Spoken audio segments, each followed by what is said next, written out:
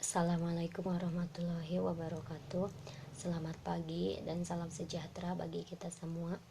Pada kesempatan ini saya akan menyampaikan materi presentasi berjudul jenis layanan dan prinsip bimbingan dan konseling.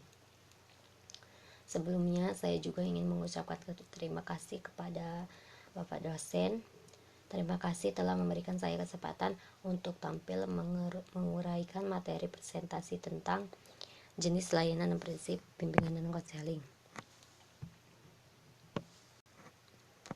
Lanjut aja langsung ke materi, yaitu definisi bimbingan dan konseling. Bimbingan dan konseling adalah pelayanan bantuan untuk peserta didik baik secara perorangan maupun kelompok agar mandiri dan bisa berkembang secara optimal dalam bimbingan pribadi, sosial, belajar maupun karir melalui berbagai jenis layanan dan kegiatan pendukung berdasarkan norma-norma yang berlaku. Kemudian jenis-jenis layanan bimbingan dan konseling. Di antaranya ada 10 jenisnya, yaitu yang pertama, layanan orientasi. Merupakan layanan yang memungkinkan peserta didik memahami lingkungan baru, terutama lingkungan sekolah dan objek-objek yang dipelajari. Selanjutnya nomor 2 yaitu layanan informasi. Selanjutnya layanan informasi ialah layanan yang memungkinkan peserta didik menerima dan memahami berbagai informasi seperti informasi diri, sosial, belajar, pergaulan, karir, dan pendidikan lanjutan. Layanan yang ketiga yaitu layanan pembelajaran. Layanan pembelajaran di sini merupakan layanan yang memungkinkan peserta didik mengembangkan sikap dan kebiasaan belajar yang baik dalam menguasai materi belajar atau penguasaan kompetensi yang cocok dengan kecepatan dan kemampuan dirinya serta berbagai aspek tujuan dan kegiatan belajar lainnya. Yang keempat yaitu layanan penempatan dan penyaluran. Merupakan layanan yang peserta didik memperoleh penempatan dan penyaluran di dalam kelas, kelompok belajar, jurusan atau program studi, program latihan, magang, dengan potensi, bakat, minat, kondisi pribadi, dengan tujuan agar peserta didik. Yang keempat yaitu layanan penempatan dan penyaluran. Merupakan layanan yang memungkinkan peserta didik memperoleh penempatan dan penyaluran di dalam kelas, kelompok belajar, atau jurusan atau program studi. Yang kelima yaitu layanan penguasaan konten. Merupakan layanan yang membantu peserta didik menguasai konten tertentu, terutama kompetensi dan atau kebiasaan yang berguna dalam kehidupan di sekolah, keluarga, dan masyarakat.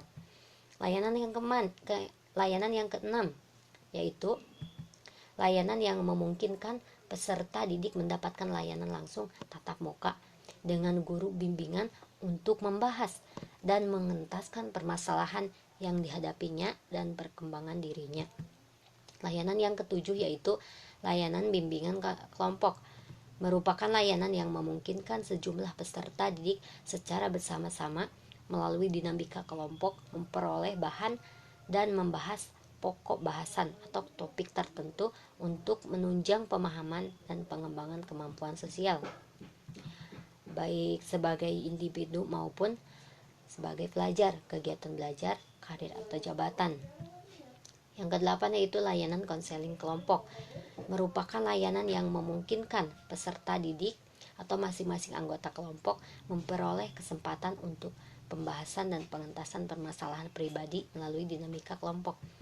Kemudian layanan yang kesembilan yaitu layanan konsultasi.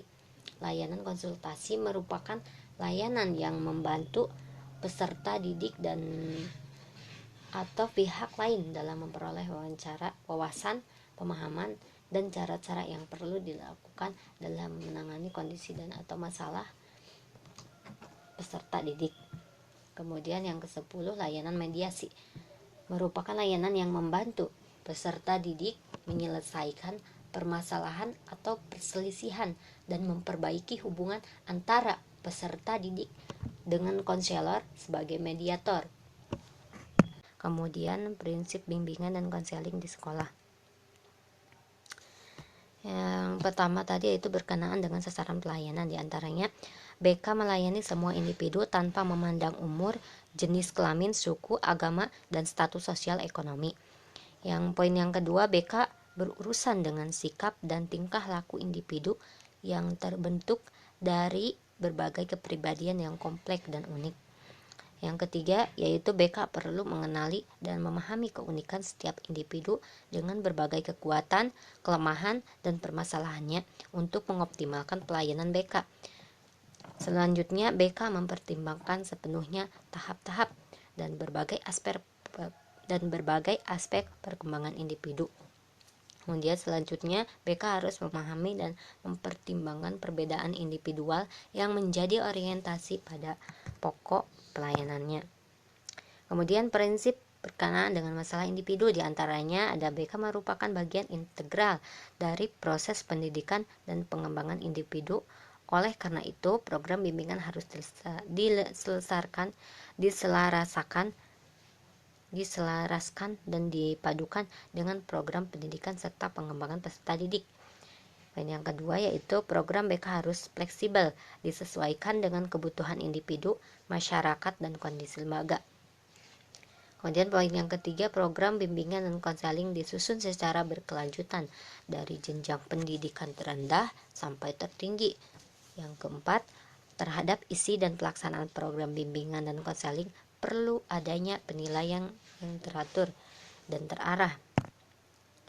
Prinsip berkenaan dengan program. Selanjutnya, prinsip berkenaan dengan program pelayanan. Antaranya ada BK harus diarahkan untuk pengembangan individu yang akhirnya mampu membimbing diri sendiri dalam menghadapi permasalahannya. Dalam proses BK, keputusan yang diambil dan akan dilaksanakan oleh individu hendaknya atas kemauan individu itu sendiri, bukan karena kemauan atau desakan dari pihak lain, konselor sekalipun.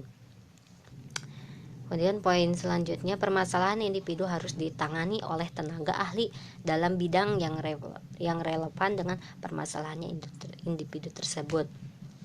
Kemudian poin yang keempat yaitu BK dilaksanakan oleh para ahli yang telah memperoleh pendidikan dan latihan khusus dalam bidang BK.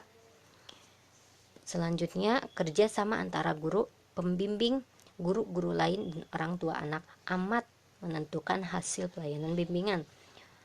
Lalu, guru dan konselor harus mengembangkan peranan yang saling melengkapi.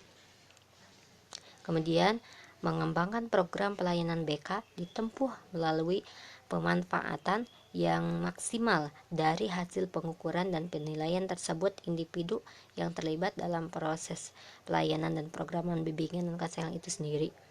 Kemudian organisasi program BK fleksibel, disesuaikan dengan kebutuhan individu dengan lingkungannya.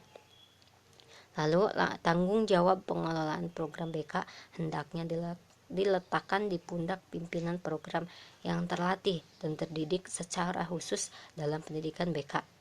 Yang terakhir, penilaian periodik perlu dilakukan terhadap program yang sedang berjalan.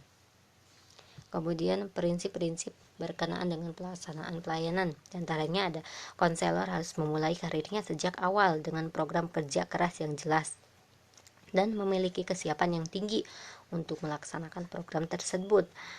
Kemudian konselor harus tetap mempertahankan sikap profesional tanpa mengganggu keharmonisan hubungan antara konselor dengan personal sekolah lainnya dan siswa.